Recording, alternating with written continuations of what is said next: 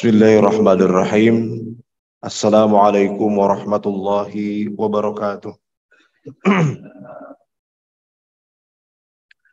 Innal hamdalillah nahmaduhu wa nasta'inuhu wa nastaghfiruh wa na'udzu billahi min shururi anfusina wa min sayyiati a'malina. May yahdihillahu fala mudilla lahu wa may yudlil fala hadiya lahu. Allahumma salli wa sallim wa barik ala sayyidina Muhammadin wa ala alihi wa ashabihi wa man tabi'ahum bi ihsanin ila yaumiddin. Rabbi shrah li sadri wa yassir li amri wahlul 'uqdatam min lisani yafqahu qawli. Allahumma anfa'na bima 'allamtana wa 'allimna ma yanfa'una wa zidna 'ilman nafi'a. Amma ba'd. Hadirin jamaah kajian pada subuh Masjid Al-Aqsa yang dimuliakan oleh Allah Subhanahu wa taala. Alhamdulillah di pagi hari ini kita sudah masuk di tanggal 11 ya, bulan Sya'ban. Artinya kurang dari 20 hari lagi kita akan memasuki bulan Ramadan, bulan yang kita nanti-nanti dalam tiap tahunnya, bulan yang penuh dengan kemuliaan, bulan yang kita harus bergembira dengan kedatangannya. Insya Allah di subuh hari ini tema kita adalah bekal menjelang Ramadan. Pertama-tama jemaah sekalian, ya, kita ingin bahas beberapa hal yang memang menjadi kesalahpahaman terkait bulan puasa atau bulan Ramadan. Ada hal-hal yang perlu kita luruskan terkait dengan bulan Ramadan. Ya, pertama misalnya yang sering kita dengar dari berbagai ceramah mungkin gitu ya, bahwa ada hadis mengatakan naumus shaim ibadah, tidurnya orang puasa itu adalah ibadah. Ini kadang-kadang menjadi alasan untuk bermalas-malasan di bulan Ramadan, karena katanya tidurnya orang puasa itu adalah ibadah. Ya sudah, kalau gitu tidur aja sepanjang hari. Atau misalnya kerja itu ibadah, tidur di bulan Ramadan juga ibadah. Berarti kerja sambil tidur pahalanya double katanya gitu ya. Ternyata para ulama ahli hadis kemudian meneliti hadis tentang naumus shaim ibadah itu, ternyata hadisnya ya memang hadis yang dhaif, hadis yang lemah, tidak valid dari Rasulullah SAW. Jadi tidak bisa lagi jadi alasan tidur-tiduran, malas-malasan di bulan puasa. Karena sejatinya puasa itu justru kita dianjurkan memperbanyak amal ibadah, bukan malah bermalas-malasan gitu ya. Maka banyak ibadah yang tidak ada di bulan Ramadan justru di bulan Ramadan dianjurkan gitu ya. Seperti misalnya salat tarawih tidak ada di luar Ramadan, hanya ada di dalam Ramadan. Nabi itu orang yang dermawan, sering bersedekah, tapi di bulan Ramadan karena ajwadan nas, Nabi itu lebih-lebih lagi dermawannya, lebih-lebih lagi sedekahnya di bulan Ramadan. Artinya Ramadan itu justru kita dituntut untuk aktif ya, melaksanakan kebaikan, bukan malah kemudian menghabiskan dengan hal yang tidak produktif gitu ya. Nah, bahkan kalau kita lihat sejarahnya dalam sejarah umat Islam dari masa lalu, ya, misalnya di masa Nabi Muhammad sendiri, bahwa di masa itu justru di luar Ramadan terjadi peristiwa-peristiwa penting. Seperti misalnya Perang Badar itu justru terjadinya di bulan Ramadan. Perang Badar di mana para sahabat itu berjalan dari kota Madinah ke lembah Badar sejauh 150 km, itu justru terjadi di bulan Ramadan. Dan Allah berikan kemenangan di situ dalam perang Badar itu. 300-an pasukan umat Islam melawan 1000-an pasukan orang kafir di bulan Ramadan. Di saat lapar, di saat badan lemas, tapi Allah SWT berikan kekuatan gitu ya di bulan itu justru. Andaikan dulu mungkin kalau Nabi Muhammad dan para sahabat bermalas-malasan di bulan Ramadan, mungkin nanti aja perangnya habis halal bihalal gitu Pak ya. Ternyata enggak juga ya, tetap di bulan Ramadan, tetap untuk kemudian melanjutkan jihad fisabilillah gitu ya. Kemudian peristiwa Fathu Makkah itu juga terjadi di bulan Ramadan. Fathu Makkah itu ya, penaklukan kota Makkah. Ya, tahun ke-8 Hijriah. Itu terjadi juga di bulan Ramadan. Ya. Kemudian misalnya penaklukan Andalusia ya dipimpin oleh Tariq bin Ziyad melalui Selat Gibraltar itu juga terjadi di bulan Ramadan.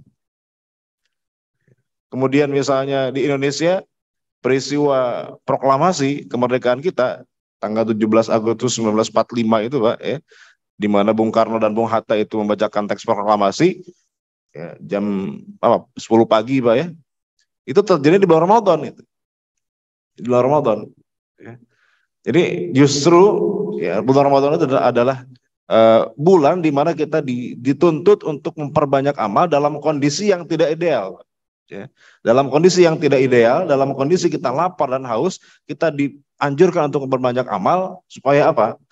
Nah, karena bulan Ramadan itu adalah bulan di mana kita digembleng, dilatih, diporsir untuk latihan untuk menghadapi medan perang sesungguhnya, yaitu di 11 bulan setelahnya. Jadi Ramadan itu sebetulnya kita dipaksa untuk memperbanyak amal justru dalam keadaan lapar, karena itu latihan, ya. Latihan supaya kita bisa menghadapi 11 bulan kemudian. Karena justru ujian paling berat beramal itu bukan di bulan Ramadan. Ujian berat beramal itu justru di setelah Ramadan. Kalau di bulan Ramadan, ya kita tarawih, kenapa kok kita bisa gitu ya? Padahal tarawih itu kan jumlah rakaatnya banyak, 20 rakaat. Ya, habis itu kan habis Isya misalnya gitu, itu kan di mana kita ngantuk misalnya gitu ya. Kok kita bisa salat tarawih berjamaah di masjid? Kenapa rahasianya, Pak? Karena banyak temennya. Karena satu komplek tarawih semua. Malu juga kita kalau nggak ikut tarawih gitu ya. Jadi dengan bersama-sama jadi mudah gitu ya. Kita kenapa bisa tilawah banyak di bulan Ramadan? Karena kita melihat ya teman-teman kita juga banyak baca Quran. Satu keluarga di rumah juga pada baca Quran. Lebih gampang ya, beramal soleh di bulan Ramadan. Karena banyak temannya. Coba nanti setelah Ramadan, di mana orang sudah nggak tilawah lagi, orang sudah nggak banyak sholat sunnah lagi, ya orang sudah nggak banyak sedekah lagi, itu beramal soleh jadi lebih berat ujiannya. Nah, jadi justru maka kata para ulama, salah satu tanda Ramadan kita itu diterima atau tidak, lihat setelah Ramadan bagaimana kondisi kita. Apakah masih semangat ibadah atau enggak.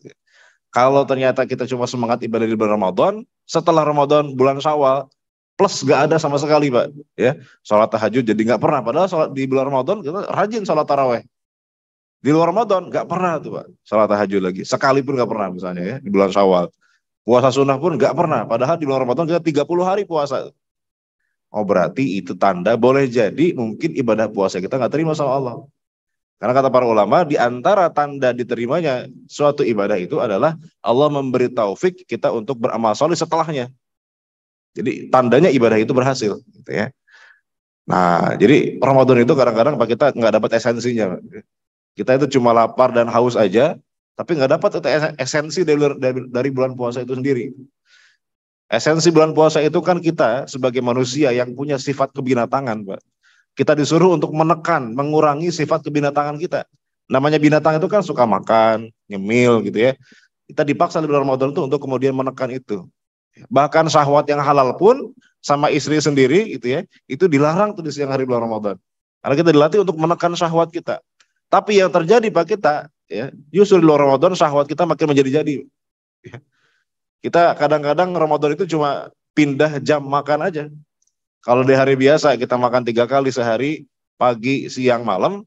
Di bulan Ramadan kita malah 4 kali kita makan. Sahur, ya, santapan buka puasa, ya, itu santapannya kan macam-macam tuh Pak ya, gorengan, es campur, ya, kolak biji salak dan seterusnya kan macam-macam tuh Pak ya. Habis itu makan, ya, makan besarnya, habis sholat maghrib makan, gitu ya. Nanti taraweh, habis taraweh makan lagi biasanya Pak gitu ya. Jadi 4 kali malah gitu ya. Jadi cuma pindah jam makan aja. Makanya bagi sebagian orang lebaran itu jadi lebaran ya. Karena badannya jadi melebar. Nah, itu malah kok aneh. Makanya Imam Ghazali itu dalam kitab Ihya Ulumuddin mengatakan, saya kok heran katanya. Banyak makanan yang di luar Ramadan itu tidak ada, di bulan Ramadan kok malah ada. Padahal bulan Ramadan kan harusnya kita kan meminimalisir makan gitu ya, mengurangi makan.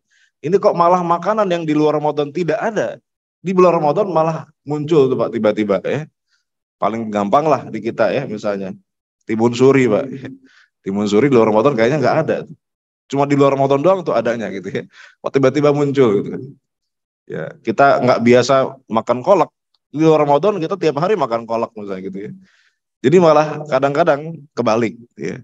Harusnya di bulan Ramadan itu kita meminimalisir makanan supaya nggak makan, ya. Melatih supaya kita memperbanyak amal soleh dalam kondisi yang tidak ideal. Kita malah nafsu syahwat kita malah menjadi-jadi di bulan Ramadan. Nah, ini mudah-mudahan kita bisa memperbaiki Ramadan kita di tahun ini, ya, supaya benar-benar kita mengambil esensi hikmah dari bulan Ramadan, di mana kita ini memang diperintahkan atau diajarkan untuk kemudian bisa sederhana, ya, dalam makan, ya. Jadi Ramadan itu kan sebetulnya kita diminta untuk bisa mensyukuri sesuatu yang dianggap kecil, Pak. Ya, kita sebetulnya ketika buka puasa itu makan apapun sebetulnya enak, Pak, ya. Ya, makan satu gorengan aja itu sudah enak sebetulnya. Jangan kadang-kadang kita suka nafsu, ya, segala dibeli, kan. Padahal sebetulnya Ramadan itu mengajarkan kita dengan kesederhanaan. Nabi itu kalau buka puasa cuma dengan beberapa butir kurma, rutob. Kalau tidak ada rutob, maka dengan tamar. Rutob itu artinya kurma yang masih muda, yang masih seger, ya. Kemudian kalau nggak ada, baru kemudian tamar. Tamar itu kurma yang sudah kering. Kalau nggak ada, baru kemudian Nabi minum beberapa teguk air. Itu aja Nabi, sederhana, sederhana sekali buka puasanya. Karena kita memang di bulan puasa ini salah satu hikmahnya adalah menyadari nikmat yang selama ini kita tidak syukuri, Pak, yaitu nikmat makan dengan kesederhanaan, ya. Karena dengan berpuasa, setelah kita seharian lapar, haus, pas berbuka itu kita merasakan nikmatnya makan yang luar biasa. Kadang-kadang kita di bulan lain, ya, melihat es teh manis itu biasa aja, nggak ada spesial-spesialnya. Tapi di bulan Ramadan, apalagi dekat maghrib, lihat es teh manis itu kok lebih spesial, gitu, Pak, ya. Kayaknya ada sesuatu yang lebih, gitu, ya. Karena itu sebetulnya, karena nikmat itu kadang-kadang baru kita rasakan setelah kita kehilangan nikmat itu. Kita kadang-kadang merasakan nikmat sehat ketika sakit, baru kita sadar ternyata sehat itu sebesar itu nikmatnya, gitu, ya. Kita baru bisa merasakan nikmatnya makan setelah kita seharian lapar. Makanya kata Nabi, lishaimi farhatani, bagi orang puasa itu punya dua kebahagiaan, farhatun inda fitrihi, farhatun inda liqa'i rabbih. Kebahagiaan ketika berbuka. Jadi berbuka itu bukan masalah dengan apa kita makan, ya, tapi pada saat apa kita makan, itu pada saat kita lapar, itulah yang membuat kita nikmat. Jadi sekali lagi bahwa berpuasa, tidur orang puasa adalah ibadah, ini bukan hadis yang sahih. Para ulama mengatakan tidur itu bisa jadi ibadah bagi orang puasa dengan dua syarat. Pertama, tidur itu dilaksanakan dengan niat untuk menghindari maksiat. Daripada dia bangun tapi bermaksiat di bulan Ramadan, mencederai ibadah Ramadan, mendingan tidur. Itu tidur yang berpahala kalau begitu, Pak. Ya. Cuma kalau dibandingkan dengan baca Quran, lebih baik mana? Ya tentu lebih baik baca Quran. Cuma kalau dibandingkan dengan daripada dia maksiat, itu ya, ya mendingan dia tidur. Daripada dia scroll Instagram, Facebook, sosial media yang kemudian dia lihat tiba-tiba ada sesuatu yang tidak boleh dilihat, gitu, ya. Mendingan dia tidur. Nah, itu tidur yang ibadah kata para ulama, ya. Tidur dengan niat menghindari maksiat. Atau tidur yang kedua, tidur dalam rangka bersiap-siap untuk malamnya bisa bangun. Nah, supaya bisa ibadah tarawih misalnya, ya, bisa, atau bisa tahajud dan seterusnya, sehingga malamnya dihidupkan. Apalagi di 10 terakhir bulan Ramadan, itu kan memang kemungkinan Lailatul Qadar itu akan terjadi di situ lebih besar dibanding hari-hari lainnya. Maka di 10 hari itu kita dianjurkan untuk kemudian itikaf dan seterusnya.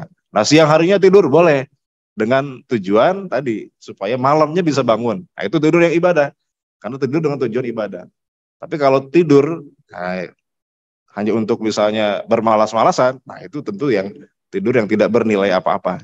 Jadi itu tidur yang kemudian ibadah adalah tadi, ya, tidur menghindari maksiat atau tidur dengan tujuan agar kita bisa bangun untuk beribadah. Nah, kemudian yang kedua, kadang-kadang di bulan Ramadan ini kita tidak menyadari keutamaan yang paling penting dalam Ramadan, yaitu diampuninya dosa.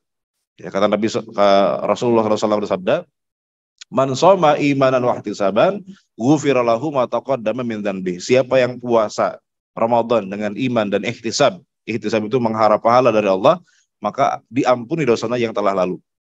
Ini janji Allah tentang ibadah puasa, ya. Diampuni dosa yang telah lalu.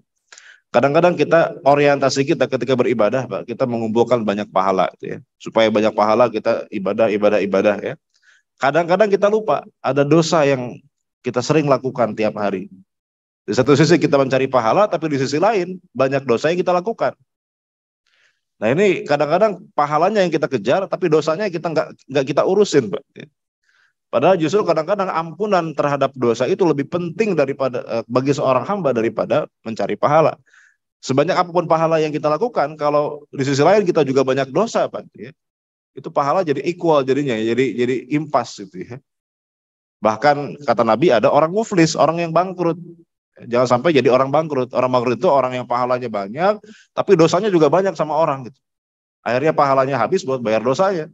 Ketika pahalanya habis, dosanya masih tersisa, itu dosa-dosa orang-orang itu dilimpahkan kepada dia. Nah, maka ampunan itu menjadi sangat berharga bagi seorang hamba. Terlebih di bulan Ramadan, di mana bulan yang mana Allah memberikan kesempatan bagi kita untuk mendapatkan banyak ampunan. Kata Nabi, fihi futihat abwabus sama, akan dibuka pintu langit, pintu ampunan selebar-lebarnya lebih dari bulan-bulan lainnya. Jadi makanya di bulan Ramadan ini mari kita sama-sama manfaatkan untuk sekalian untuk mendapatkan ampunan dari Allah. Karena mungkin kalau kita mengandalkan pahala ibadah kita nggak seberapa, Pak. Ya. Tapi kalau kita diampuni oleh Allah atas dosa-dosa kita, maka boleh jadi dengan pahala yang sedikit ini yang kita punya, tapi dosa kita berhasil diampuni oleh Allah, boleh jadi kita selamat di akhirat dengan cara diampuni dosa kita oleh Allah.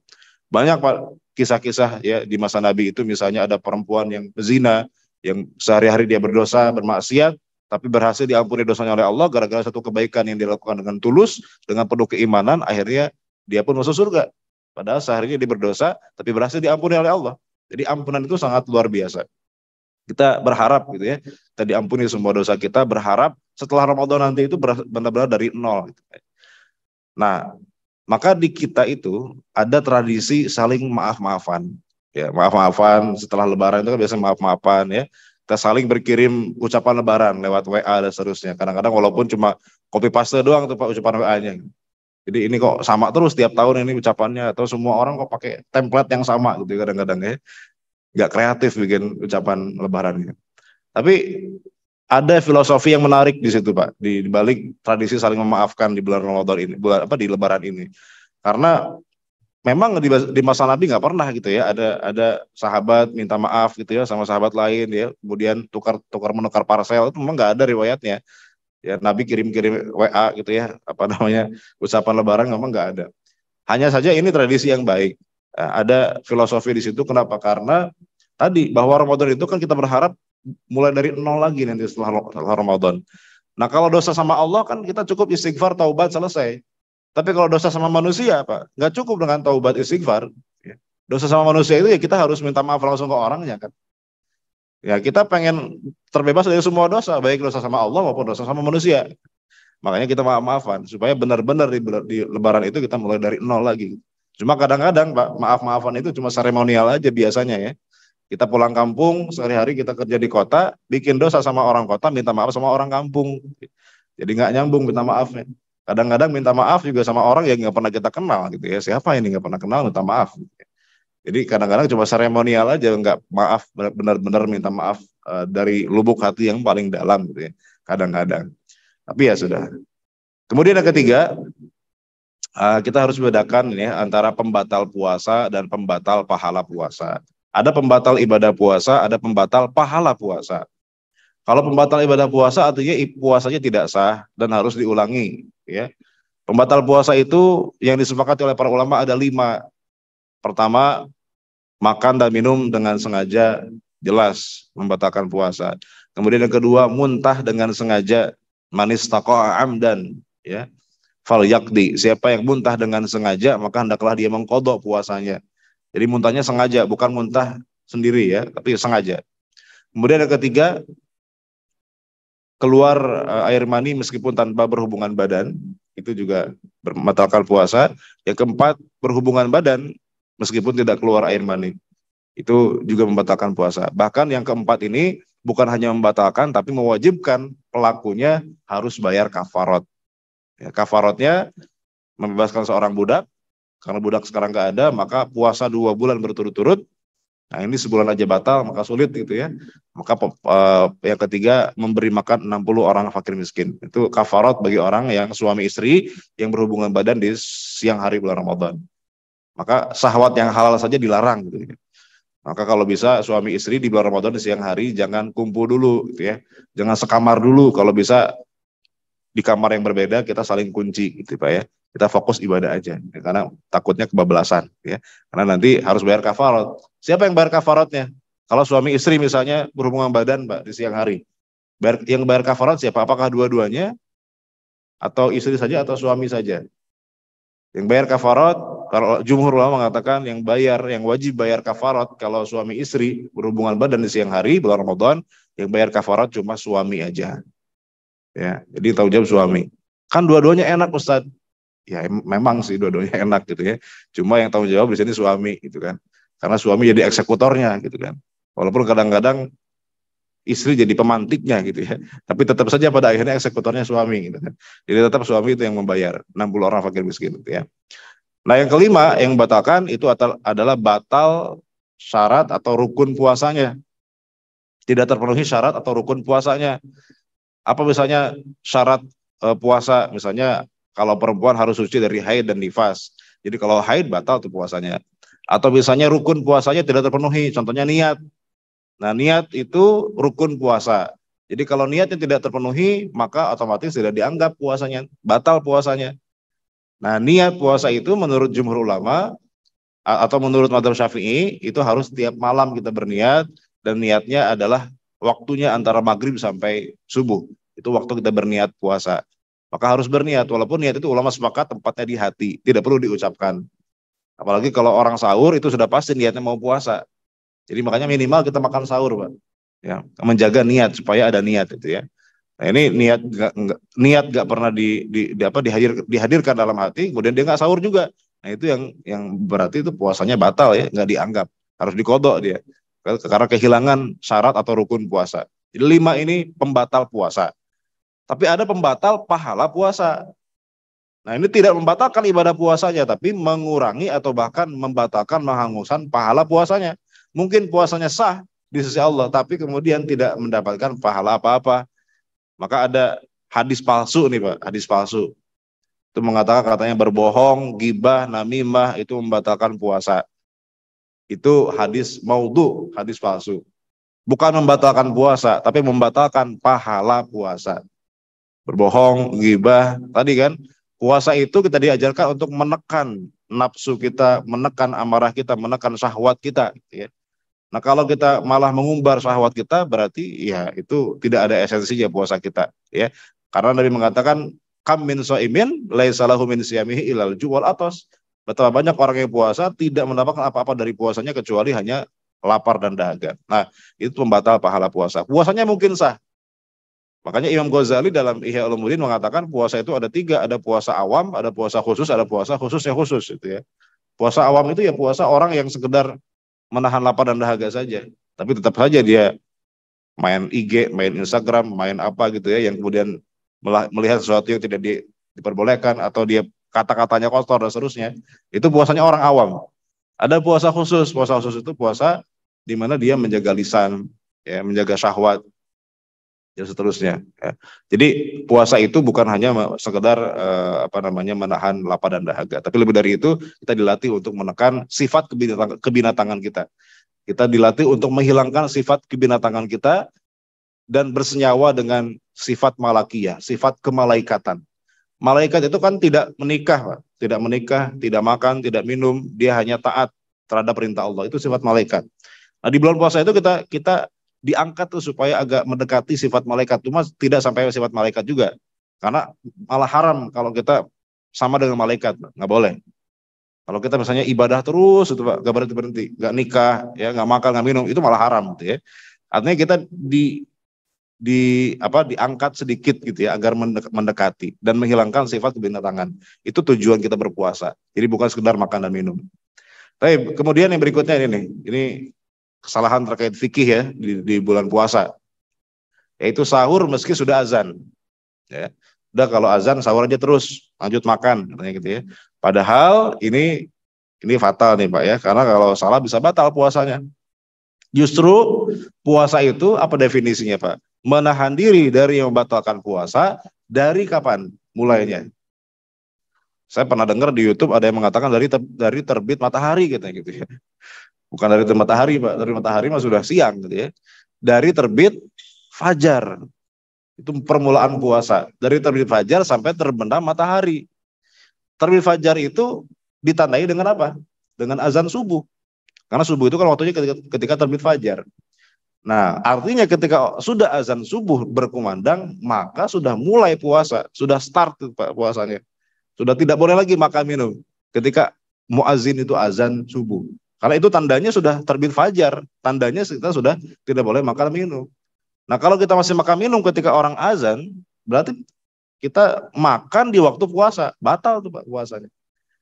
Nah, ini hati-hati. Walaupun memang kenapa kok ada sebagian orang berpandangan seperti itu, karena memang ada hadis yang kemudian kurang tepat difahami, yaitu hadis idza sami'a ahadukum an-nidaa wal ina'u ala yadihi fala yadhahu hatta yaqdiya hajatahu minhu. Ketika kita mendengar azan, kemudian di tangan kita masih ada wadah berisi makanan, kata Nabi, jangan diletakkan itu wadah sampai kamu habiskan meskipun sudah azan. Nah, ini hadis ini disalahfahami kemudian dikaitkan dengan Ramadan. Padahal hadis ini tidak ada kaitan dengan Ramadan, Pak. Hadis ini kaitannya di luar Ramadan. Kalau kita lagi misalnya sholat maghrib atau sholat isya, istri kita sudah menghidangkan makanan di depan kita, kemudian kita mau ke masjid, tiba-tiba azan, padahal makanan sudah terhidang. Maka kata Nabi, makan dulu, habiskan dulu makannya. Karena sudah terlanjur terhidang, dan kita dalam keadaan lapar. Karena kalau tidak, sholat kita sambil mikirin makanan. Mendingan makan sambil mikirin sholat, daripada sholat sambil mikirin makan. Gitu. Jadi ini kaitannya dengan di luar Ramadan sebetulnya. Tidak ada kaitan dengan sahur di bulan Ramadan. Justru kalau sahur itu ketika azan kita harus berhenti makan dan minum. Maka kata Imam Nawawi dalam kitab Al-Majmu' ya, orang yang ketika azan masih ada makanan di mulutnya dia harus muntahkan. Tidak boleh lanjut ditelan karena bisa membatalkan puasanya. Makanya di kita di Indonesia itu ada istilah imsak. Nah, imsak itu kan 10 menit sebelum azan kita dianjurkan untuk berhenti makan dan minum. Walaupun bukan haram ya, masih boleh kita makan minum sampai azan subuh. Cuma kehati-hatian kita ya dianjurkan 10 menit sebelum azan kita berhenti ya. Dan ini ada riwayatnya dari Nabi bahwa Nabi itu jarak antara makannya Nabi dengan sahur itu sekira-kira membaca 50 ayat Al-Qur'an. Jadi dikonversi sekira-kira berapa lama sih 50 ayat Al-Qur'an kalau dibaca itu berapa menit? Kira-kiranya sekitar 10 menit ya. 10 menit. Jadi itu tuh 10 menit itu bukan angka sembarangan Pak itu ya. Itu mengambil dari riwayat Nabi bahwa jarak antara makan sahurnya Nabi dengan azan subuh itu sekitar membaca 50 ayat Al-Qur'an. Walaupun memang kita diperintahkan untuk kemudian mengakhirkan sahur, Pak. Kan sunnahnya sahur itu diakhirkan. Tapi bukan berarti mepet juga gitu ya. Bukan berarti mepet dengan azan juga gitu. Karena takutnya tadi kita lagi enak makan tiba-tiba azan, belum minum kan bahaya Pak gitu ya. Seret nanti tenggorokan kita. Jadi makanya ada jeda waktu tuh, ada warning lampu kuning 10 menit sebelum azan kita imsak dulu ya. Kita imsak dulu. Jadi itu upaya untuk menjadikan puasa kita sah ya, tidak batal. Baik. Kemudian nah ini kadang-kadang kita sering mendengar bahwa memang dalam puasa kita dianjurkan untuk memperbanyak baca Quran, tilawah. Karena memang Nabi itu di bulan Ramadan itu ada waktu menjadi waktu khusus untuk bertalaki ya dengan malaikat Jibril. Jadi Nabi itu di bulan Ramadan memperdengarkan baca Al-Quran kepada malaikat Jibril di bulan Ramadan. Artinya di bulan Ramadan ini adalah bulan tilawah Al-Quran, bulan untuk membaca Al-Quran. Para ulama zaman dulu Pak itu target khatam Al-Quran lebih banyak daripada bulan lainnya. Kalau di bulan lainnya mungkin satu surat Al-Baqarah dipelajari selama 8 tahun. Ada sebagian sahabat mengatakan demikian. Kenapa? Karena ingin mengejar pemahamannya. Itu bagus. Tapi di bulan Ramadan mereka mengejar khataman Qur'annya. Ya. Maka Imam Bukhari itu diriwayatkan dalam sebulan Ramadan itu menamatkan 60 kali khatam Al-Quran. Nah, tapi ini dengan syarat Pak. Ya, kita dengan syarat. Kalau kita gimana? Dengan syarat bacaannya betul Pak. Nah kalau kita, mohon maaf, bacaan kita masih terbata-bata baca Quran, ya, atau tajwidnya belum betul, ya, maka jangan memaksa kita target khataman Quran, karena yang ada malah nanti merusak baca Al-Quran. Kita tergesa-gesa terburu-buru baca Quran, tapi dengan tajwid yang tidak benar, akhirnya baca Quran malah bukan dapat pahala, dapat dosa. Kenapa? Karena Quran itu harus dibaca dengan benar, Pak. Salah harokat, salah panjang pendek bisa merubah makna. Itulah kenapa harus pakai ilmu tajwid supaya benar. Karena kalau tidak berarti nanti kita baca Qurannya salah-salah. Maka prioritas kita kalau kita memang belum betul baca Qurannya, Prioritas kita bukan mengejar target kuantitasnya, tapi mengejar kualitasnya.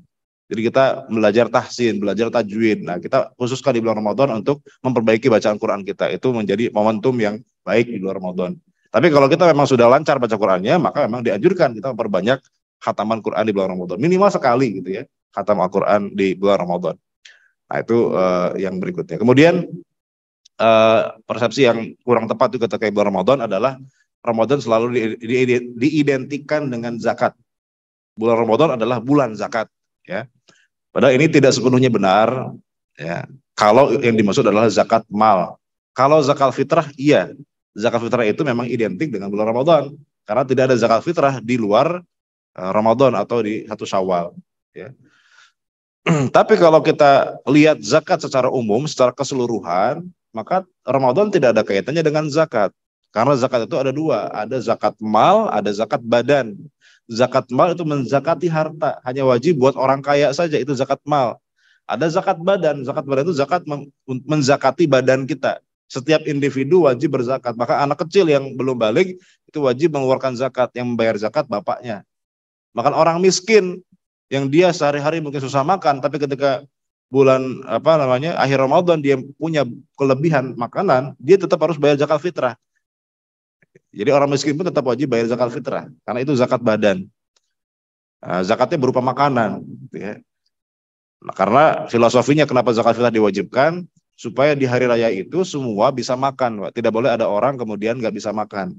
Maka zakatnya berupa makanan, kurma, gandum di masa Nabi. Sekarang kita beras, walaupun sekarang itu sebetulnya agak berbeda sebenarnya antara kurma dengan beras. Bedanya apa? Sama-sama makanan pokok. Tapi kalau kurma nggak perlu pakai lauk lagi, Pak. Makan kurma itu ya sudah gitu, makan kurma aja selesai. Tapi kalau kita dikasih beras doang, Pak, itu ya, belum gasnya, belum lauknya. Orang di Indonesia kan makan nasi harus pakai lauk, Pak, gitu ya. Nah, makanya sekarang ada, sudah pakai uang aja. Karena kalau pakai uang, selain bisa beli berasnya, beli nasinya, bisa beli lauknya juga, gitu ya. Kalau dikasih beras, ya masa makan beras doang, makan nasi doang, gitu. Lauknya mana? Kadang-kadang suka begitu tuh, nah, gitu. Jadi makanya kata Syekh Yusuf Al-Qaradawi, ya, walaupun memang jumhur ulama mengatakan zakat fitrah itu memang seharusnya pakai makanan, ya, tapi di kondisi zaman sekarang, terlebih di perkotaan, ya, di mana yang beredar lebih banyak adalah uang ketimbang makanan, maka lebih maslahat kalau zakat fitrah itu berupa uang, ya. Kenapa? Karena ya dengan uang itu dia bisa beli makan. Tapi kalau dengan beras saja belum tentu bisa makan. Karena tadi untuk memasak beras kan harus ada gasnya, harus ada lauknya, minimal ayam, daging gitu ya. Nah, makanya di situ ulama zaman sekarang itu membolehkan, ya, walaupun hanya mazhab Hanafi yang membolehkan. Tapi kalau pakai mazhab Hanafi, ya mazhab Hanafi itu kan membolehkan pakai uang. Itu besarannya agak berbeda dengan mazhab yang lain, gitu ya. Jadi kalau mazhab Syafi'i itu 2,5 kilo, mazhab Hanafi itu 4 kilo, 4 kilo beras. Jadi kalau 4 kilo itu berapa tuh Pak ya? Tinggal kita rupiahkan saja, gitu ya, sekitar itu. Nah kalau zakat fitrah itu ya. Tapi kalau zakat mal, zakat harta itu tidak ada kaitan dengan bulan Ramadan. Zakat harta itu bisa dibayarkan kapan saja di luar Ramadan, bahkan tergantung dari jatuh tempo haul zakat kita. Jadi jangan nunggu Ramadan, Pak. Kadang-kadang orang salah kaprah. Ketika dia sudah punya nisab di bulan Muharram, bayarnya tunggu bulan Ramadan tahun depan. Padahal sudah lewat tuh. Harusnya kan bulan Muharram juga. Karena sudah satu haulnya itu dihitung dengan bulan Qamariyah, bulan Hijriyah. Jadi kan setahun itu ya tahun Hijriyah. Jadi Muharram kita punya nisab, maka Muharram tahun depan harus bayar 2,5%. Bukan nunggu Ramadan. Ya. Bukan nunggu Ramadan. Makanya harusnya amil zakat itu bukan hanya aktif di bulan Ramadan, harusnya aktif sepanjang tahun. Karena sepanjang tahun pasti ada orang bayar zakat. Pasti ada orang bayar zakat. Makanya kadang di kita itu amil zakat itu hanya dibentuk di bulan Ramadan saja. Setelah Ramadan bubar amil zakatnya. Kadang-kadang. Ya. Padahal sebetulnya sepanjang tahun itu mesti ada orang bayar zakat kalau memang taat zakat. Ya. Karena setiap orang beda kapan dapat nisabnya. Oke, tapi di mall-mall biasanya stand zakat itu ramainya di luar Ramadan. Di luar Ramadan itu stand zakat hilang. Bahkan yang menjaga standnya itu nggak paham juga zakat. Kadang-kadang kita nanya berapa zakatnya, seikhlasnya aja Pak. Zakat kok seikhlasnya gitu ya. Itu namanya sedekah bukan zakat. Kalau zakat tuh ya ada hitungannya, ya tergantung apa harta yang dia punya kan gitu ya. Nah, jadi kadang-kadang kita salah kaprah. Bulan Ramadan itu bulan bulan zakat fitrah iya, tapi kalau zakat mal enggak ya. Kemudian yang terakhir Pak, terakhir ya. Bulan puasa bukan bulan mengumpulkan pahala tapi membiasakan kebaikan. Kadang-kadang kita merasa bahwa bulan puasa ini kita harus banyak beramal supaya mengumpulkan pahala. Sebetulnya bukan itu intinya. Intinya adalah puasa itu kita dipaksa untuk membiasakan kebaikan, membiasakan ibadah supaya nanti ketika bulan Ramadan selesai kita nggak berat melakukan ibadah. Kalau 30 hari kita berpuasa setiap hari selama sebulan, maka diharapkan setelah nanti selesai bulan Ramadan, minimal Senin Kamis nggak putus. Karena orang 30 hari kita sudah bisa, masa cuma Senin Kamis kita nggak bisa, itu ya misalnya. Kita 30 hari kita dipaksa untuk kemudian sholat tarawih berjamaah 20 rakaat dengan harapan nanti setelah selesai Ramadan, mudah-mudahan kita nggak lepas sholat tahajudnya. Karena setiap hari kita terbukti bisa selama Ramadan melaksanakan sholat tarawih. Masa sholat tahajud cuma 2 rakaat doang misalnya, malam kita nggak bisa. Gitu ya. Di luar Ramadan 30 hari kita sedekah tiap hari, masa di luar Ramadan kita nggak pernah sedekah sama sekali gitu ya. Jadi sebetulnya bulan Ramadan itu adalah bulan untuk membiasakan kebaikan. 30 hari kita dipaksa untuk membiasakan kebaikan dengan harapan setelah Ramadan kita tetap menjaga kebaikan itu, menjaga keistiqomahan itu. Bukan untuk mengumpulkan pahala. Karena kalau mindsetnya kita mengumpulkan pahala, Pak, di bulan Syawal kita diminta ibadah lagi. Ngapain ibadah lagi? Kan saya sudah banyak pahala kemarin luar Ramadan gitu ya. Saya sudah banyak stoknya kemarin pahala luar Ramadan. Ngapain ibadah lagi? Nah, itu kalau mindsetnya mengumpulkan pahala. Tapi Ramadan itu bukan mengumpulkan pahala, tapi untuk membiasakan kebaikan supaya setelah Ramadan kita tetap bisa menjalankan kebaikan dengan terus-menerus ya. Saya kira itu Pak yang bisa saya sampaikan di subuh hari ini. Nah, sebelumnya gitu. Betul. Iya, memang kalau teks hadisnya itu kan yang kena kafarat itu kan yang jima ya, yang berhubungan badan dengan suami istri. Karena kan konteks hadisnya begitu. Karena ada orang datang ke Nabi, dia halak tuh ya Rasulullah saya celaka nih. Kenapa? Saya tadi kebablasan, saya berhubungan dengan istri saya di siang hari bulan Ramadan. Apa yang harus saya lakukan? Nah, maka Nabi ngasih pilihan 3 itu. Ternyata yang terakhir karena dia nggak punya apa-apa, ngasih makan 60 orang fakir miskin itu pun kurmanya dari Nabi. Itu pun yang dikasih keluarganya sendiri, karena keluarganya paling miskin di kampungnya gitu kan. Nah, ini kaitannya memang hadisnya dengan jima, dengan hubungan badan suami istri. Tapi memang sebagian ulama tadi mengkiaskan ya terhadap pelanggaran yang berakibat menodai kesucian puasa. Seperti misalnya makan dan minum dengan sengaja tanpa uzur. Itu berarti dia menodai kesucian bulan puasa. Sama dengan suami istri berhubungan badan. Karena dia menodai kesucian bulan puasa. Maka sebagai ulama di antaranya Madzhab Syafi'i termasuk itu yang mewajibkan bagi orang yang makan minum dengan sengaja itu seperti orang yang berhubungan badan. Itu dia wajib bayar kafarat. Jadi orang yang sengaja makan, sengaja minum, merokok misalnya gitu ya, belum puasa. Padahal nggak ada uzur, nggak sakit, nggak sedang perjalanan ya. Maka dia wajib selain mengkodok, dia juga wajib bayar kafarat. Karena sama-sama melanggar kesucian bulan puasa. Betul, karena itu sebagian ulama, tapi itu tidak sepakat memang ya. Yang sepakat itu jimanya, tapi yang selain jima itu menjadi khilafiyah. Karena tidak termuat dalam teks hadisnya, itu termuat dengan kias, dipahami dengan kias, menganalogikan, menyamakan hukumnya dengan tadi sama betul. Makanya kias dalam ibadah itu tidak semuanya tidak boleh, karena ada sebagai ulama yang melarang kias dalam ibadah. Kalau ibadah nggak boleh dikias-kiasin, ya. Ternyata dalam prakteknya banyak juga kias dalam ibadah. Kayak tadi saya bayar zakat fitrah, ternyata ulama mengkiaskan juga kan. Walaupun teks hadisnya harus kurma atau gandum, ternyata ulama kita membolehkan pakai beras karena orang Indonesia beda dengan orang Arab. Kita kalau makan ya makan nasi, kalau makan kurma meskipun dua mangkok, 2 piring, kalau ditanya udah makan apa belum, pasti jawabannya belum makan. Kalau belum makan nasi gitu ya. Jadi karena perbedaan itulah kemudian ada kias. Kias itu artinya menganalogikan hukum yang sama dengan sesuatu yang berbeda tapi dengan ilat yang sama gitu. Nah, jadi itu betul ya. Kemudian yang kedua tadi terkait apa, Pak? Udah ya, satu aja tadi ya. Oh iya. Jadi tentang fidyah ya, konsepnya 2 sebetulnya. Pertama bagi orang sakit dia hanya wajib bayar qadha, tidak harus bayar fidyah. Dia hanya wajib mengganti puasa. Bagi orang sakit yang sakitnya diharapkan sembuh. Sakitnya itu cuma di bulan Ramadan saja, dan insya Allah nanti sembuh. Maka dia hanya wajib mengqadha tanpa bayar fidyah. Yang kedua, dia memang sudah tidak mampu lagi berpuasa, imma karena dia sudah lansia, sudah sepuh, atau dia punya penyakit yang tidak diharapkan kesembuhannya dan tidak bisa puasa sama sekali di Ramadan maupun di luar Ramadan. Maka orang seperti ini tidak wajib mengqadha, tidak wajib mengganti karena nggak mungkin mengganti karena nggak bisa puasanya. Maka dia hanya wajib bayar fidyah.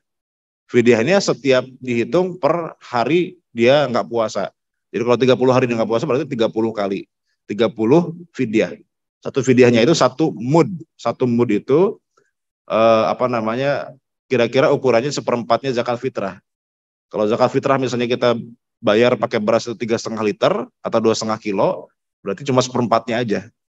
Ya berarti kalau misalnya pakai uang, misalnya zakat fitrah kita bayar berapa biasanya Pak? Taruhlah misalnya 50.000 taruh misalnya gitu ya, berarti seperempatnya. Ya seperempatnya, 15.000 lah kita bayar sekali fidyah. Jadi kalau 30 hari, berarti 30 kali 15.000 tuh. Kita ngasih makan pada fakir miskin. Ya. Apakah boleh fakir miskinnya cuma 5 orang misalnya, tapi jumlahnya tetap 30 kali 15.000? Ulama di sini beda pendapat, ada yang mengatakan boleh, nggak apa-apa. Yang penting jumlahnya 30 fidyah, meskipun orang miskinnya mungkin cuma 2 atau 3 orang yang dia kasih. Ada juga mengatakan harus satu hari satu orang miskin gitu. Jadi berarti kalau 30 hari 30 fakir miskin yang dia santuni itu. Nah, yang beda pendapat itu yang terkait ibu hamil dan menyusui. Nah, ibu hamil menyusui ini disamakan sama orang lansia atau disamakan dengan orang sakit. Itu yang ulama beda pendapat karena tidak ada teks hadisnya.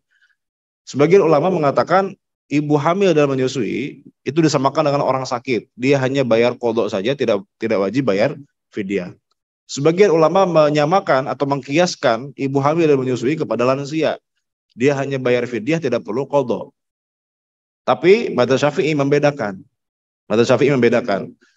Tergantung kenapa dia nggak puasa. Ibu hamil atau menyusui, kenapa alasan dia nggak puasa?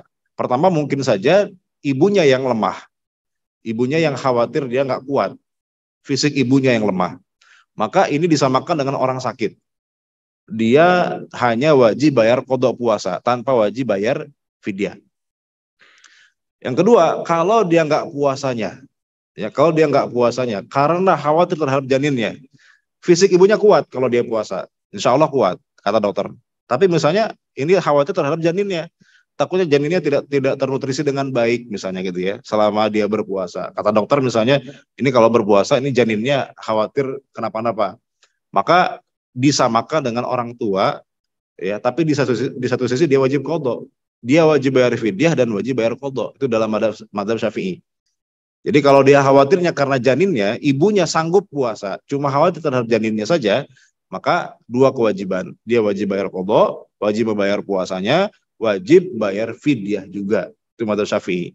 Nah, masalahnya gimana Ustadz? Misalnya dia habis hamil kan menyusui kan 2 tahun Ustadz gitu ya. Kapan kita qadhanya? Nah, maka qadha ini sebetulnya kalau memang ada uzur, boleh diakhirkan. Boleh diakhirkan. Yang nggak boleh itu kalau tidak ada uzur. Tidak boleh, kalau tidak ada uzur kita menunda sampai Ramadan berikutnya, itu nggak boleh. Tapi kalau ada uzur karena menyusui misalnya, boleh nggak apa-apa kita diundur ya ininya qadha puasanya sampai benar-benar kita bisa mengqadhanya. Jadi itu ada 3 pendapat memang terkait dengan ibu hamil dan menyusui ya. Ada yang mengatakan bayar fidyah saja, ada yang mengatakan qadha saja. Kalau madzhab Syafi'i tergantung dari kenapa dia nggak puasa. Kalau khawatir terhadap fisik ibunya, cukup qadha saja. Tapi kalau khawatir terhadap janinnya, maka qadha dan bayar fidyah dua-duanya. Itu madzhab Syafi'i. Ya. Boleh dalam bentuk makanan, boleh dalam bentuk uang, nggak masalah. Ya, senilainya. Makanan masak boleh.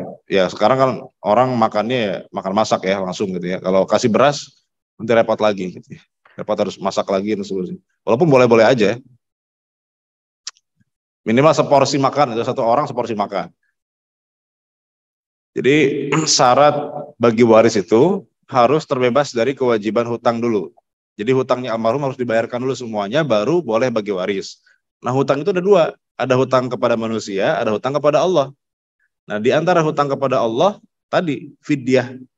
Ada orang tua yang sudah sepuh, sudah nggak kuat puasa, dan tapi kemudian meninggal sebelum bayar fidyah, maka ahli waris harus membayarkan fidyah itu. Ahli waris harus bayar fidyahnya, baru kemudian sisanya dibagi waris, gitu ya. Kemudian ditambah hutang-hutang yang lain, ya, baru kemudian boleh bagi waris. Jadi termasuk hutang kepada Allah, ya. Jadi hutang itu yang harus dibayarkan bukan hanya hutang kepada manusia, tapi hutang kepada Allah, termasuk di antara tadi fidyah, atau mungkin ada harta yang belum dizakati. Ada harta yang sudah mencapai nisab, sudah haul, tapi belum sempat dizakati sama almarhum. Maka ahli waris dia harus membayar zakatnya sebelum bagi waris. Itu Pak ya, jadi wajib dibayar. Berdasarkan kesehatan Pak, berdasarkan dia masih mampu nggak puasa. Kalau kata dokter atau misalnya dia sendiri merasakan karena saking sepuhnya, dia puasa bisa bahaya buat fisiknya. Nah, jadi fatwanya fatwa medis Pak itu ya. Bukan fatwa terkait dengan usia. Iya, bukan karena umur ya, karena orang semakin sepuh kan semakin kondisi fisiknya semakin menurun. Nah, kapan itu bisa tidak berpuasa? Ya ketika dokter mengatakan atau dia sendiri merasakan bahwa kalau puasa nggak mampu. Nah, itu baru boleh dia tidak berpuasa gitu. Jadi itu alasannya alasan kesehatan sebetulnya. Tadi sempat disinggung bahwa ada kebaikan pada budaya maaf-maafan saat Lebaran. Bagaimana dengan ziarah kubur? Apakah ada dalilnya ziarah kubur berkaitan dengan bulan Ramadan? Nah, ziarah kubur itu hal yang dibolehkan, hal yang mubah. Bahkan bisa sunnah kalau tujuannya untuk mengingat kematian, gitu ya, atau mendoakan orang yang di alam kubur. Walaupun waktunya tidak dibatasi. Rasul tidak pernah membatasi ziarah kubur itu kapan. Kapanpun boleh. Nah, cuma budaya kita kadang-kadang ada yang di awal Ramadan, sebelum Ramadan biasanya ziarah. Ada yang pas Lebaran ziarah kuburnya. Boleh atau enggak? Boleh-boleh saja, enggak ada masalah. Itu kan masalah waktu saja, masalah pembiasaan, masalah kebiasaan tradisi. Nah, ziarah kuburnya hal yang mubah. Ya, sama kayak kita kajian ini Pak. Kajian ini kan mengkaji ilmu syariah kan. Kenapa kita adakan setiap Sabtu dan Minggu saja, gitu ya? Apakah itu bid'ah? Nabi kan nggak pernah cuma kajian cuma Minggu doang atau Sabtu doang, gitu ya. Nah, karena memang ngaji nggak dibatasi kapanpun boleh. Kita milih Sabtu atau Minggu itu ya karena tradisi aja, karena kita kan pada libur kan Sabtu dan Minggu gitu, bisa ikut kajian. Nah, sama dengan ziarah kubur itu hal yang mubah. Urusan kemudian kita waktunya beda-beda, ada yang pas awal Ramadan, ada pas Lebaran, itu kan tradisi saja, nggak ada masalah. Boleh ziarah kuburnya bagus gitu. Ya, ada lagi? Cukup ya? Bibu nggak ada ya? Baik. Kalau tidak ada lagi, kita cukupkan kajian kita di siang hari ini. Mudah-mudahan kita semua diberikan kesehatan, diberikan usia, sampai kita di bulan Ramadan tahun ini bisa menjalankan ibadah puasa dengan baik. Dan kita tutup dengan doa kafaratul majelis. Subhanakallahumma wa bihamdika. Asyhadu an la ilaha illa anta astaghfiruka wa atubu ilaik. Aqulu lakum wassalamualaikum warahmatullahi wabarakatuh.